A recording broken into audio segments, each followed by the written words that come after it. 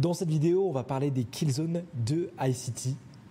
C'est l'un des concepts les plus importants à maîtriser parce que si on ne les respecte pas, on a beau avoir le meilleur setup, la meilleure opportunité de trade 5 étoiles, si on n'est pas dans les kill zones, les probabilités pour que ce trade passe sont beaucoup plus faibles. C'est aussi la question que vous devez vous poser, est-ce que c'est quand même possible de gagner de l'argent si on rentre du travail à 17h? Quels sont les meilleurs horaires pour trader et pour faire le plus d'argent? Alors restez bien sur cette vidéo parce que c'est ce qu'on va voir dans cette masterclass où on va vraiment tout vous expliquer sur qu'est-ce que c'est que les kill zones, quels sont les meilleurs horaires à travailler et on va même ensuite aller sur les graphiques pour voir des exemples en direct et vous montrer à quel point c'est important. Alors d'abord, c'est quoi une kill zone? Une kill zone, il ne faut surtout pas le confondre avec une session en trading. Ok, une session, les sessions on sait très bien, on a la session européenne qui commence à 8h, termine à 16h, on a la session américaine qui commence à 14h, qui termine vers 21h, puis ensuite la session de Sydney qui commence vers 21h, qui ferme vers 2h, et enfin notre session asiatique de 2h à 6h du matin. On pourrait aussi ajouter la session de Francfort,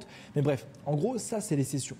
Et il faut savoir que dans ces sessions, il y a des moments particuliers où il va y avoir plus de volume sur le marché, où il va y avoir beaucoup plus de traders qui vont rentrer, qui vont se positionner. Et vous le savez, en trading, on peut très bien venir prendre un trade de 5 minutes qui nous rapporte 5 000 €, comme rester 10 heures devant les graphiques à trader toutes les sessions et pour perdre de l'argent. J'aime bien dire quelque chose à la communauté, c'est en trading, on n'est pas payé au temps qu'on passe à trader, mais on est payé à nos prises de décision. Okay, et donc comprendre ces moments où il y a le plus de volume sur le marché, c'est hyper important parce que ça nous permet d'optimiser notre trading. Je sais aussi que beaucoup de personnes parmi vous ont un travail, ont un job, font des études à côté et donc ne peuvent pas rester comme ça tout le temps sur leur graphique. En trouvant donc les meilleurs horaires, les meilleurs moments, les meilleures kill zones, vous allez pouvoir optimiser le temps que vous passez à trader tout en optimisant vos gains. Donc en bref, c'est des moments où on a beaucoup plus de volume sur le marché, où vous allez trouver des meilleures opportunités avec des meilleurs risk-reward. Parce que forcément, il y a plus de volume, il y a aussi plus de mouvement. Pour un stop loss par exemple de 25 pips, si vous ouvrez un trade à 6h du matin, vous ne pouvez pas espérer un très très gros take profit. Vous pouvez espérer 25-30 pips de take profit.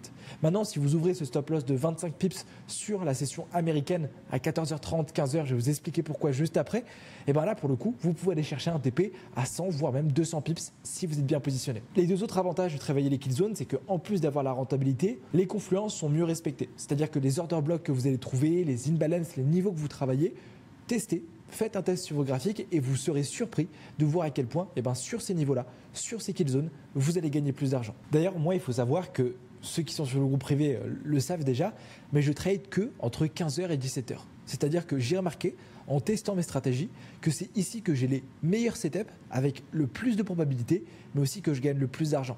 Je trade littéralement de 15h à 17h tous les jours. Tous les jours, je suis connecté. Le matin, j'allume mes graphiques lorsque je me réveille pour voir ce qui s'est passé sur la session asiatique, mais c'est tout. Je trade que 2 heures par jour. Pourtant, je gagne des milliers d'euros. Et au début, lorsque je le dis à des personnes, tu peux trader très bien 1 heure de ton temps chaque jour, sachant que les marchés sont ouverts que de lundi à vendredi, et pourtant gagner 10 000, 15 000, 20 000 € par mois, mais c'est inconcevable parce qu'on est habitué d'être dans un système où plus on travaille, plus on gagne d'argent. 35 heures par semaine, ça résulte à 2 000, 3 000 € par mois.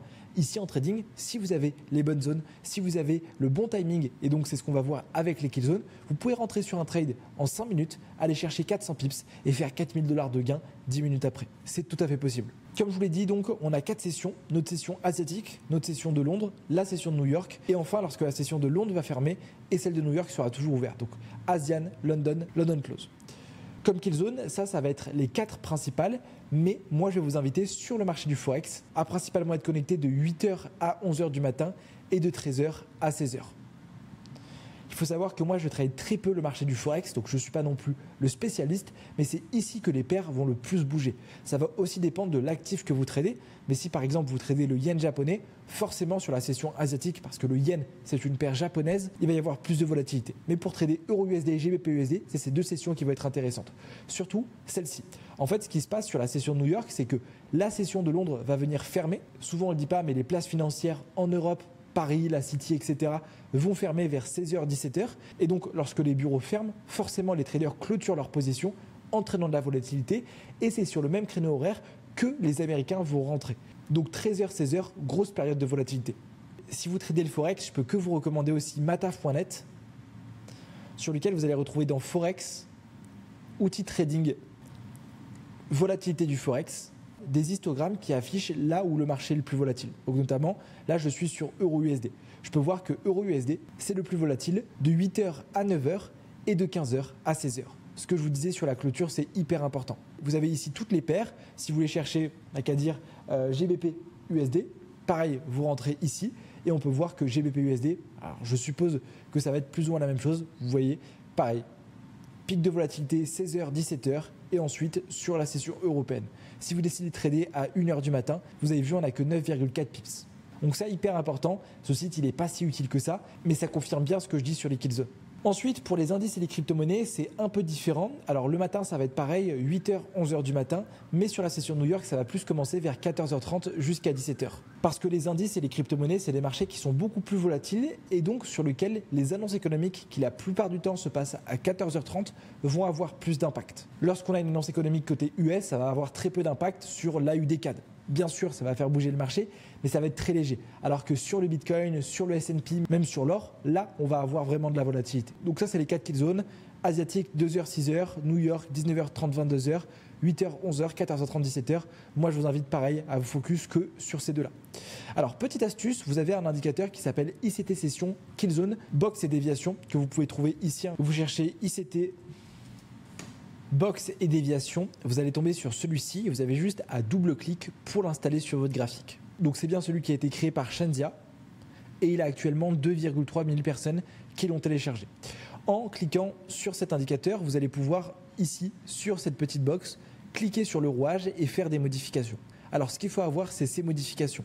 On doit mettre bien ces paramètres d'entrée et avoir ce paramétrage qui est configuré. Si jamais, soit vous pouvez le copier-coller, soit sinon avec votre curseur, vous pouvez simplement le modifier. C'est-à-dire que moi actuellement, vous avez vu, je suis en UTC+2, donc heure française, et je vais bien faire attention tout le temps, donc notamment pour ma session en vert qui est ma session américaine. Vous avez vu, c'est bien de 14h jusqu'à 17h, mais là on est en bougie M15, donc ça affiche pas tout. Et ça vous permet en fait d'afficher toutes les kill zones et on peut vraiment voir que on a de la volatilité principalement sur ces sessions. Alors là, on est sur l'or et l'or, il y a quelque chose qui saute aux yeux, c'est que sur notre session asiatique, celle qui se passe de 2h à 6h du matin, on a des gros pics de volatilité. Ici, ici, ici, ici. C'est vraiment extrêmement rare. De base, la session asiatique, elle est connue pour NG. Et si je vais par exemple sur EURUSD, on peut voir que les pics de volatilité vont avoir plus lieu sur la session américaine. Donc si je décoche tout et que je mets uniquement cette session américaine, on peut voir, regardez. Et ce qui est bien, c'est que cet indicateur montre même le nombre de pips de volatilité. Là, on a eu 74 pips. Ici, on a eu 56 pips. Ici, on a eu 24 pips. Bref, c'est ici que le marché bouge le plus et qu'on a régulièrement les plus gros mouvements. Grosse correction, poussée, etc. Maintenant, si je vous mets en avant la session asiatique qui est en violet, on peut voir que c'est beaucoup moins volatile, que c'est beaucoup plus un marché qui range et donc que forcément les opportunités sont beaucoup plus faibles. Quelques spécialités sur les kill zones. La session asiatique, c'est une session qui est connue pour ranger. C'est une session qui est connue pour qu'il y ait peu de volatilité. C'est normal, si on compare les volumes et la taille des banques, des fonds d'investissement en Asie face aux banques européennes ou face aux banques américaines, c'est normal qu'elles prennent moins de position sur les actifs européens et américains et qu'elles se concentrent sur elles, leurs propres actifs. Donc c'est une session qui est connue pour ranger. On dit souvent que c'est une accumulation et c'est pour ça qu'on appelle l'Asian Range. Si jamais vous ne l'avez pas déjà vu, j'ai déjà fait une vidéo complète sur l'Asian Range sur cette chaîne YouTube où je vous expliquais une stratégie que j'utilisais énormément à l'époque pour la trader. Deuxième session, c'est la session de Londres. Donc de 8h à 11h, le pic de volatilité. Et c'est là où on va voir du coup Paris, Londres, etc. Ces places financières qui vont rentrer. Il y a un setup très connu sur cette session, c'est ce qu'on appelle le London Reversal. C'est-à-dire qu'une fois qu'on va avoir notre session asiatique qui va ranger, on va avoir la session de Londres qui va venir manipuler. C'est-à-dire qu'on va venir chercher et le haut de session asiatique et le bas de session asiatique. C'est ce qu'on appelle le London Reversal. C'est-à-dire que souvent les traders vont prendre les deux directions avant d'envoyer le vrai mouvement sur notre session américaine. Puis on a notre session de New York qui arrive et la plupart du temps c'est une session qui va partir en ligne droite. Il va y avoir très peu de retracements. Les retracements se font régulièrement entre les deux sessions, entre midi et 14h, là où on a un marché qui range. Mais la session de New York, elle est connue pour partir en ligne droite. Bien sûr, à chaque fois, ce que je vous donne, c'est des statistiques, c'est-à-dire qu'il y a beaucoup plus de sessions de New York qui sont connues pour partir en ligne droite, mais c'est normal que des fois, ça arrive qu'on ait une session qui range ou qu'on ait une session qui retrace. Donc, soit ce qu'elle va faire, c'est qu'elle va continuer la tendance du London Reversal, soit alors elle va complètement se retourner et changer de tendance. Et enfin, la London Close, c'est souvent ici que le marché va retracer parce que le prix va quitter ses ordres. Si je me mets à 17h sur mes graphiques, ce qu'on peut voir ici, donc notre session américaine, 17h, dès que la London Close ferme, regardez ce que le prix fait, on vient retracer.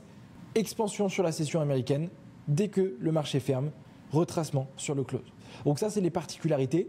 C'est des choses qui ne sont pas si importantes que ça. C'est juste bien pour se construire un billet. Vous allez voir qu'en vous habituant à ce qui se passe sur les graphiques, vous allez pouvoir les ajouter comme confluence. Notamment, moi, je sais que quand je vois la session asiatique rangée, session de Londres manipulée, je sais que New York, ça va envoyer du lourd et que le prix va partir en ligne droite. Par contre, si je vois que la London a rangé, où il s'est passé n'importe quoi, ou sur la session asiatique, le marché a explosé, je vais m'attendre à une plus mauvaise session sur New York. C'était les petites particularités. Le plus important à comprendre, c'est ça, c'est ces fuseaux horaires. Ça vous permet d'optimiser votre trading, prendre les meilleures positions au meilleur moment. Et je le répète, en trading, on n'est pas payé autant qu'on passe à trader, mais à nos prises de décision. Sur ce, les amis, si vous voulez aller plus loin sur les marchés, je vous invite à cliquer sur le premier bouton juste en bas pour rejoindre mon groupe sur lequel je partage au quotidien des analyses sur le marché. Et je vous souhaite à tous un excellent trading. Prenez soin de vous. C'était Casper. Ciao.